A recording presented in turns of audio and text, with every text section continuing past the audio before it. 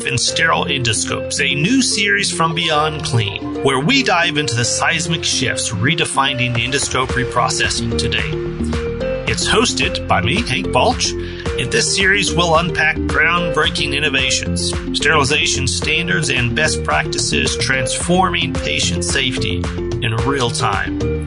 With insights from industry experts and frontline champions, we're here to help you navigate the complexities of endoscope reprocessing and sterility. This series is proudly sponsored by ASP, Advanced Sterilization Products, protecting patients during their most critical moments. And now, sit back and stay tuned for an eye-opening journey into the future of endoscope safety.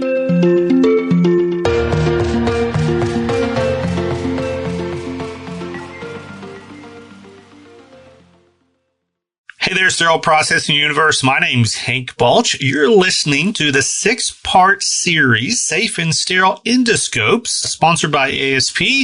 And on today's episode, we're going to be talking about clinical collaboration. Together, we win, and how that collaboration drives best practices in our industry. We got a terrific guest joining us today in studio. Julie Gorog is the clinical education consultant and clinical trainer at ASP. You got your RA and your BSN and your CNOR, and I'm assuming a terrific little background and experience in the clinical space. So, Julie, welcome to the show and tell us a little bit about yourself. Great. Thank you, Hank, for the nice introduction. So I'm Julie Gorog. I'm one of the clinical educators here at ASP. And my background, I've been a perioperative nurse for over 20 years. I actually counsel the sterilization and supply chain assembly at AORN. And I worked for ASP for about 8.5 years. I've also worked as an industry consultant with medical device companies for 18 years. So that's a little bit about my background. And excited to be here. Thank you. Yeah. That's awesome to hear. I didn't realize your connection with the AORN committee in that group. So that's terrific. Maybe some of that information will come up in this interview here. So, the title of the show, and again, this is part of a larger series. So we're taking this from every different angle, talking about the challenges out here around safe and sterile endoscopes. And it's really interesting. Obviously, these decisions and these best practices are not being created in isolation from one another. So it's not just something the endoscopy department is handling. It's not even just SPDs. It's not OR. It's not the GI procedure suite itself. It's not regulatory outside of hospitals. It's not even just the device manufacturers, right? We got a lot of players in here, and we're all trying to solve this very complex challenge. So maybe let's start there. Because we've got a lot of players, communication, I'm assuming, has got to play a key role in that. How would you describe maybe the framework or the layout of communication today? What has worked, maybe what has not worked in the past, and how do we build channels that do work to bring us closer to that goal? Yes, great point. So I think, a lot of times we often operate in silos.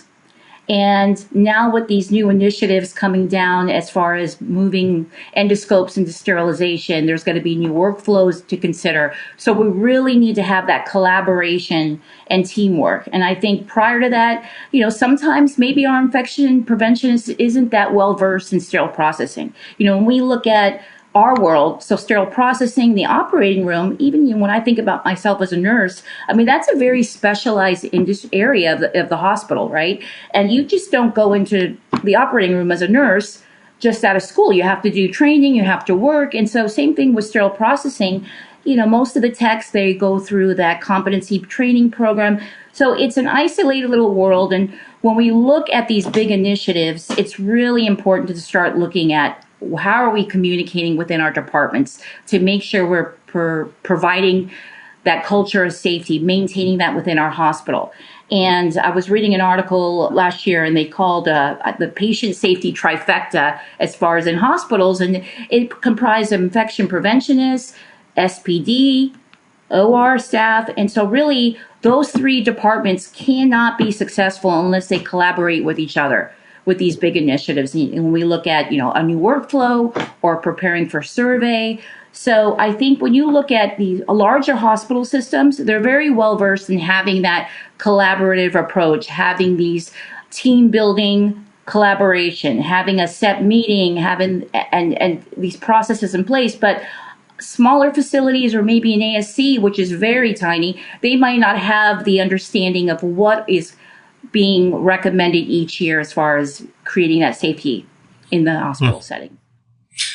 Yeah, I love that you bring up that IP component. Obviously, we're going to talk more about that here in a moment. But the more that I have gotten to know IPs in my career and just plugged into that corner of the industry, you're absolutely right. Many of them, it's not a secret to them that they don't know everything that they want to know about the space and the challenges. And they're not ashamed of that. And they're even transparent. They're saying, hey, help me to understand because I've got responsibility here and I want to help and I can help because they got tremendous insight and background on all kinds of things that SPD and the OR just doesn't have because that's not our role.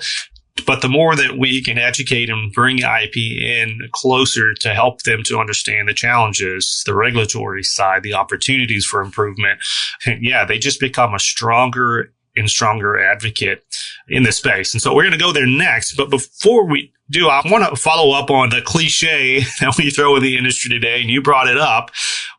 We're all in silos. We operate in silos. And so what I want to get your perspective on is why?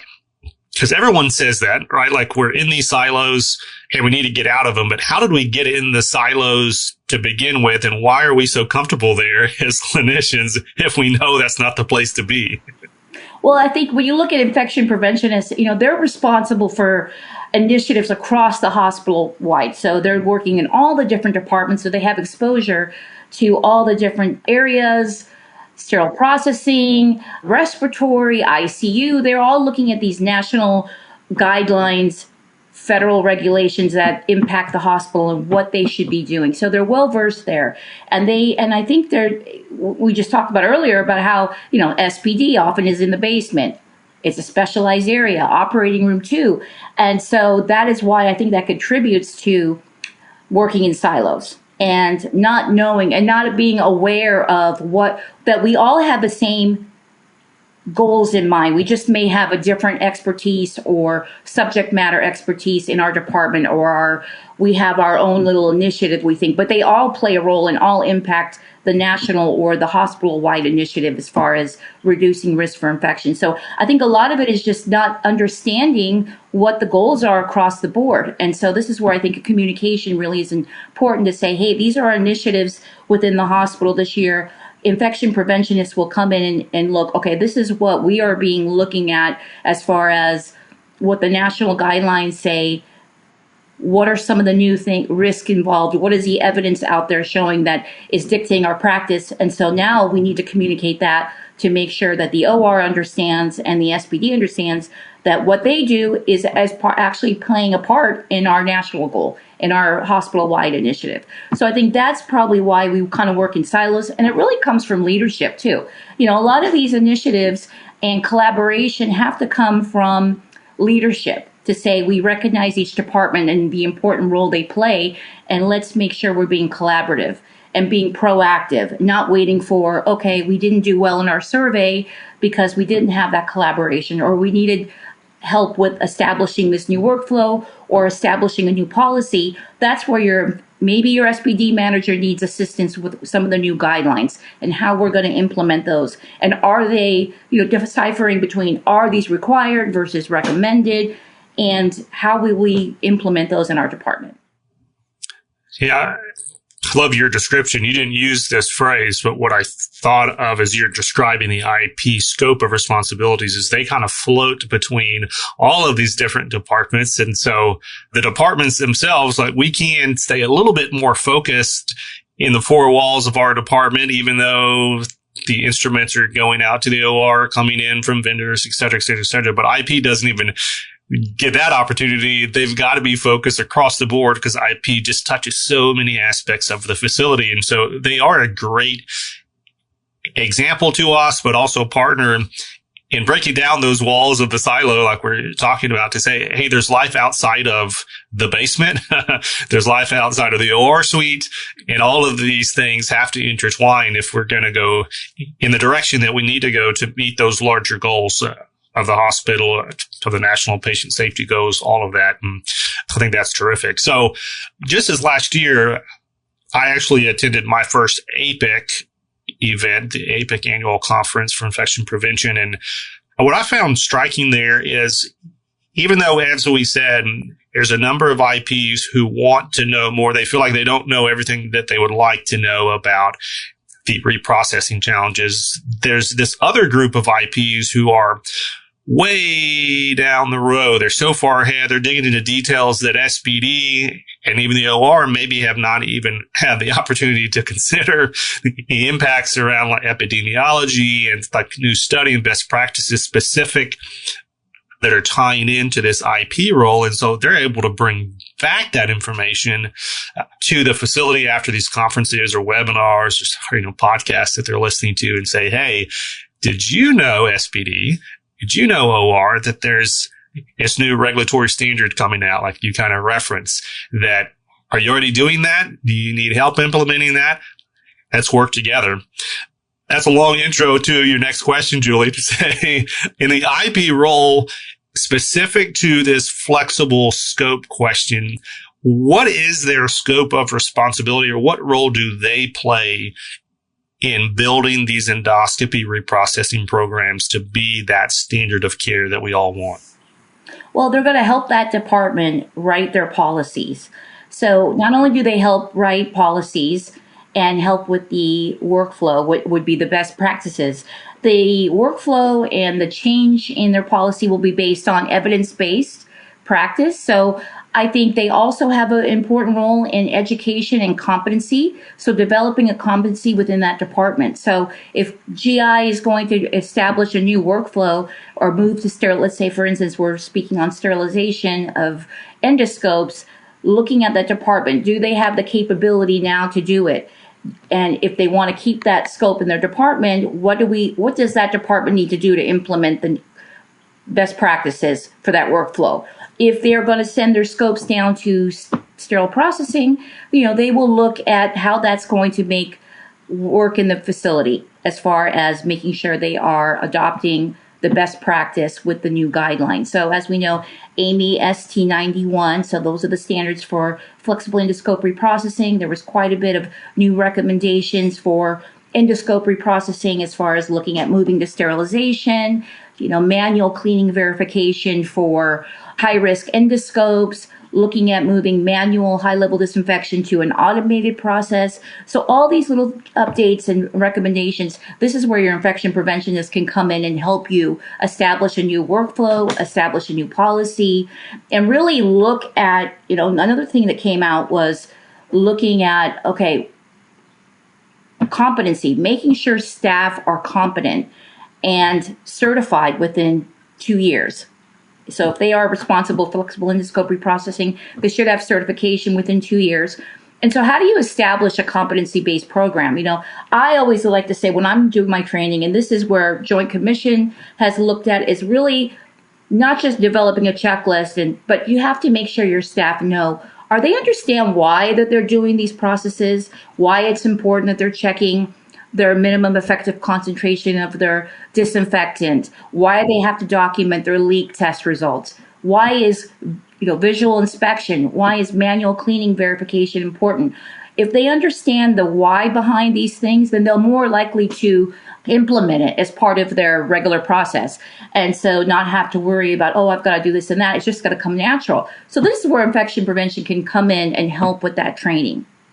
Because this will maybe be a new workflow for GI who's only done HLD and has not done sterile processing. Sterile processing, we're experts in sterile processing. Staff have to know so many different devices, but GI traditionally only has to know a few scopes. They know their little simple workflow, and so now we're opening up a whole nother, introducing a whole nother workflow that's foreign to them. So this is really, it's important where bringing in your infection preventionists can help with that. So you reference competency-based training, and I guess maybe what's the alternative to that? Like if that's the goal that we want to get to, what is maybe the status quo out there that's not competency-based? How would you describe? Well, I think a lot of times SPD, GI, they rely on vendors, which is very important to come in and do the training, right? But you have different quality of training. So you want to establish your own department competency training. So what is that going to look like? Infection preventionists come in and help, but again, they help on hospital-wide initiatives, right? They will help train or at least establish each department with a training, and then they will assess the level of training and how the staff are performing, assessing their level of knowledge, looking at how they're doing. And so I think traditionally, some departments may just do a quick checklist. They get it from the vendor, or they'll establish their own. But really looking at, okay, when we develop a competency-based training, what does that look like? That's going to be a combination of the device manufacturer's use. Also, what is our department policy? Making sure that that's written into that competency base. Not only can they verbalize what they're doing and why, but demonstrate that they're properly doing all the steps and that they understand. Yeah, that last piece, I think, is one of the most critical parts of that whole puzzle. And I know as a clinical manager myself, the temptation was always, I've got all of these employees. I don't have time to sit down and do all of the deep competency checks that you're talking about. It's a lot easier to just do a quick little checklist. And then even more time to actually be in the department at their elbow as they're demonstrating what they're telling me verbally that they know. But if you're not doing that, to your point, you're really short-circuiting and you're entering risk in the process because you're not actually verifying that competency is the core of the training in that department. So it's really, really critical. But, time is, everybody wants more time. I get that, but sacrificing the competency of your technicians in this critical process is not the place to get the time. But, without a program, and especially a standard program like you're alluding to, it's very, very hard for leaders to know, okay, like what do I check? What do they actually need to know and how thoroughly do they need to know it? And then what's the best way for me to verify that again on a regular basis? This is not something, when they were hired maybe 5 years ago, we did this and now we're assuming they still know and they're still doing it the right way. That's just not a good process for consistent outcomes. Yes. And I know that with ASP, we actually, we have a clinical team. We come in and we help educate your department. And that's something that we provide to all our customers. It's not something you have to pay for. It's included, part of the service. And that's part of what I think the value is with our company and also with working with other vendors is that use them to help at least have the checklist for their product, their device. And then you work with your infection preventionist in developing that competency-based program. What is it going to look like? How is staff going to demonstrate? And then institute a policy where we're going to reevaluate our program based on when we have new equipment or if we're getting a new scope or if there's been a breach. Do we have to look at if we've had a problem within our department and we're cited or at least did through a routine audit, establish some problems that we see, okay, this can be a problem down the road in our department. We need to look at our training. Are we being effective? Do we have, and what happened the last, couple of years? We had the pandemic, then we had a bunch of travelers in our department. So we had a revolving door and that was hard to maintain that competency within our department with our products because we had so much staff turnover. And I think that's where it's important too, to help use everyone that's at your disposal. So your vendors, each department, OR, SPD, having that collaboration is really important. And I think, looking at when you do an assessment and you're having these team meetings, looking at sharing that perspective of each department, it's really important to have that. I've had where you can shadow. So as part of introduction to when a new nurse comes on into the OR, a good training program may have an opportunity for that nurse to go down to SPD and work and put trays together and learn what the pain points are for SPD. And, when I do training, I've done perioperative nursing for over 20 years. So, I remember the days of just not understanding what the world is in sterile processing, and I need a tray turned over quick, or I need the instrument now, and calling down and putting that pressure on SPD, and not knowing what all the things they have to do on a regular basis. All those steps. And when we look at flexible endoscope reprocessing, we know the challenges with endoscope reprocessing, all those steps that have to be done. And this is why a lot of the new recommendations came out in AMI ST91, was the training competency, was manual cleaning verification, was pushing the sterilization, just because of all the risks involved with the challenges with endoscope reprocessing. So just looking at that, is really important that you have everybody on board. You're right. Recent research out there has shown that those pressures, those external pressures into the reprocessing department are a primary cause to errors, right? If there's time pressures, if there's constraints on the turnaround, if there's lack of resources, obviously with the right equipment to be reprocessing, it's a recipe for a whole lot of challenges. Speaking of the quality piece, my next line of questioning here has to do with quality assurance and process improvement. How do we we're talking about competency-based training. Obviously, there's a measure of quality assurance in the competency-based training that we're testing the techs to test the process. But what strategies would you lay out to build these programs interdepartmentally so we don't get right back in those silos that we were talking about at the beginning? How do we make sure that these programs are actually connecting the dots around that workflow? Well, I would recommend, first off, is again, having that collaboration, having that monthly meeting, regular cadence, and looking at, do an audit. Let's look at our practice. How does that new workflow, is it working? What are some of the risks? Have we had a good outcome? So looking at random audits to evaluate your new process, having that collaboration and discussion with each department representative. So you have staff from SPD, what's working, what's not, looking at if it's not working, how can we assess that situation by looking at, okay, we've done the assessment, we've done an audit, maybe had an incident of delayed reprocessing, so that scope was not cleaned within an hour, so now we've been put into delayed reprocessing. Why did that happen? So we're going to look at that bigger picture of the department, look at all those three departments and look and see, okay, was it because we didn't have enough inventory? Or was it because the staff didn't know they had to turn that over in time, in that 1 hour? So just, again, looking at doing that audit time, making sure you're documenting the time that you received that scope, if it came down to your department, looking at certain programs to help. So you're going to there's integrated technologies. We've heard of, a lot of hospitals have instrument tracking system. And some hospitals don't, but there's other ways you can, if you don't have an instrument tracking system, there's other software out there that can help your department go be compliant with documentation that will allow you to look at running a performance report to see if you had delays, if you had cancellations with your reprocessor. There's all these different opportunities as far as a software program, regular audits, looking at new, AI programs. Every time we turn around, there's a new program being offered, right?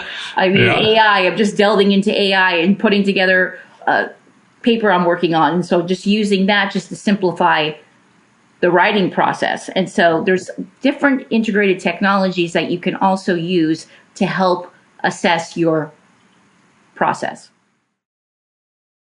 I'm really glad that you went to the data piece, to that tracking piece, because that actually brings us full circle on this conversation around clinical collaboration, because without that data, when we say data, we don't always just mean numbers. We mean information about the process that we're putting together. So we're doing all this collaboration to try to improve, to move toward best practice, but then we have to have some type of mechanism to measure, are we actually doing what we set out to do?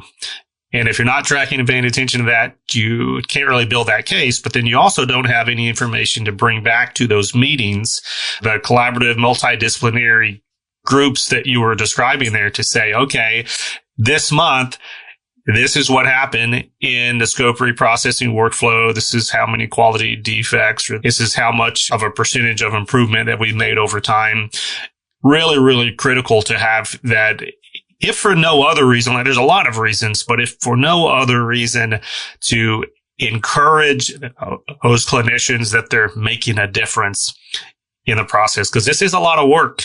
It's a lot of time and hours. It's a lot of policy writing and changing and updating. I mean, a lot of things go into this. And if you can't really look back as an individual and say, hey, we're making progress, it's really, really hard to keep going sometimes. And it's the data piece, to your point, that technology that's going to help us tell that story. Right. I think it's very important to give that feedback to the departments to let them know they are increase that respect across the departments, and also to let them know what they're doing is working and making a change within their process and performance. And that's one of the things Joint Commission looks at. So when surveyors they come in and do a survey in their department, they're looking at what are you doing as far as continuous process improvement? What are the things that you're looking at? And so you have that data system to help you show we did an audit, we identified areas that put us at risk. And so we've changed this process. And so you've got those data tools, the tracking, instrument tracking. Now, most companies have a scope module, separate module just on endoscope reprocessing, where you can track what you're doing and document. So your test results, if you're testing your MEC on your scope, or you did a visual inspection, or your cleaning verification, you can actually upload that document that it's in your endoscope module in your instrument tracking system to say, hey, we did that, we documented it live in person. And so if it wasn't done, it's going to have that response to say, you need to make sure. It won't let you proceed with your reprocessing unless you make sure that you fill out and upload that information into the module. So that is nice. So that's making sure you're being compliant. And there's so many new tools with these programs where you can upload the manufacturer's IFU, the chart, the pictures. They're really just vast improvements. It's not just an instrument tracking system anymore. It does so much more capability. So look into those areas that you can implement those data tools to help you be compliant and process improvements goals. Yeah, I love that you brought up that accreditation piece too. I know we probably alluded to that once or twice in the interview, but I think it's really important. We're building all this not to pass our surveys. We're building it because it's the best thing to do, but it just so happens it helps us pass our surveys if we're checking all those compliance boxes, but also to your point about tech, if we can easily pull up a record of all the trainings that we've done, of all the data, of all the process improvement that we've accomplished over time, especially as we're talking about this sterilization piece.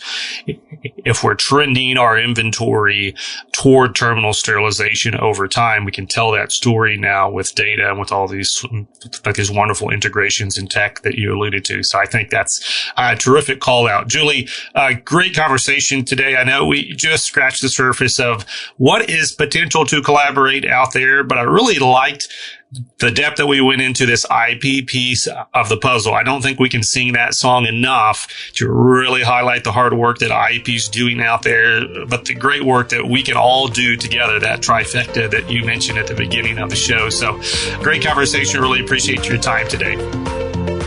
Thank you, Hank. It was a pleasure. All right, that was Julie Gorog. And if you've got more questions on this clinical collaboration piece, we'll have Julie's contact information in the show notes on this episode.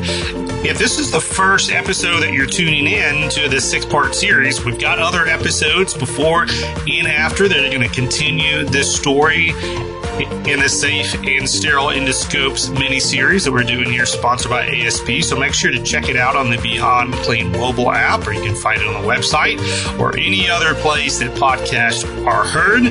And like we remind you each and every week here at Beyond Clean, until we talk to you again, keep fighting dirt.